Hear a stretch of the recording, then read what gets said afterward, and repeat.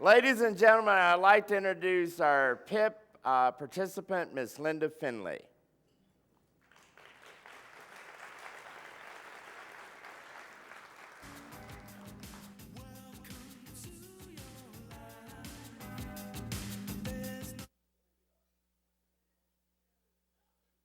Count.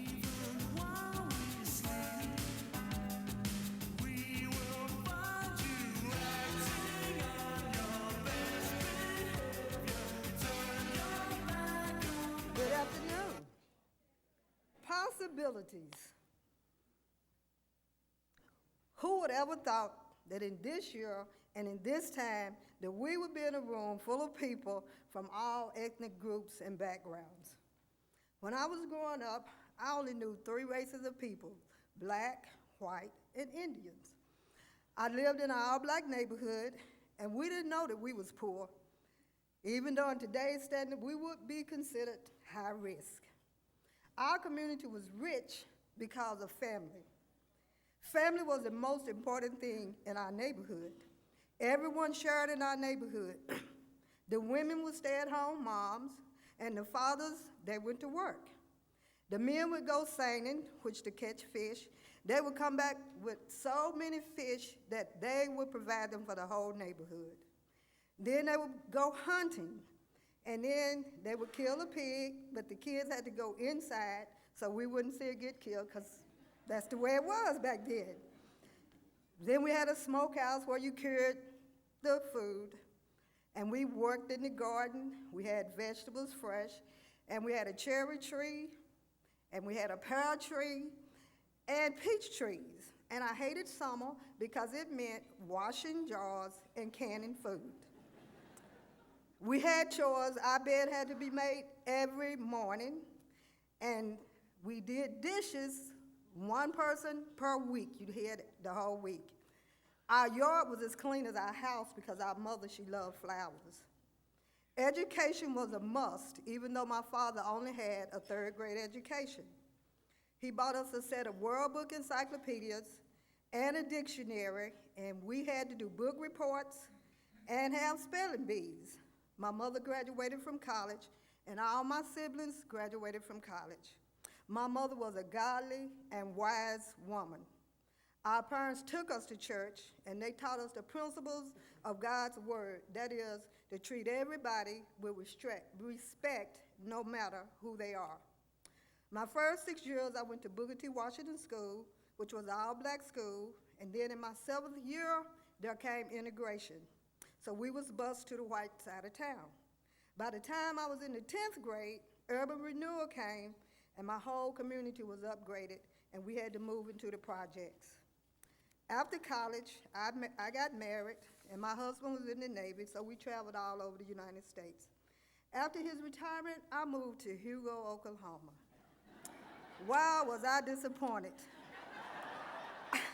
I thought that I was bringing my children back to a place that was safe to live in, but instead, I found a place where drugs and alcohol was growing fast among our young people. So I started a program called Project Second Home, which was a before and after-school program to give our young people a safe place to go and something to do. In 2000, I moved to Oklahoma City, and guess what? I saw the exact same thing. Young people, nothing to do, walking the street, nowhere to go. Then I heard about a program from my friend Pat Grizzard. She told me about possibilities. What is that? They had a program called Possibilities Innovative Program. So I said, what the heck, let me put my application in, and that began my journey of discovering people of different ethnic backgrounds. But once again, it reminded me of my childhood days when people in the community came together as one. Possibilities Innovative Program has helped me emerge into community to bring us together to be one unit, to fight for the next generations to come, to be agents of change, to accept people as they are with all their baggage, to look inside of myself, to know my strengths and my weaknesses. As I accept me, then I can be better able to work with other people. At the retreat, I was moved at the sacred circle. We became vulnerable souls that opened our hearts to the people that we had come to trust in a very few days in that process. Our journey has had a lot of adventure, tears, laughs, inner struggles, joy, and fun with Team Possibility. Possibility has helped people to emerge from a cocoon to a butterfly. And then we are on this journey right now to become our own transformation because of possibilities. It will help us to spread our wings, even though we didn't even know how to spread our wings. They have changed many lives for the betterment of relationships in our community. Possibilities is about building and knitting people together, and it takes all of us to get to know one another, to build relationships, and the talents that each one bring to possibility into their communities. As I look in this room, I see great potential and possibilities for all of us to build a community of people who care about building our families.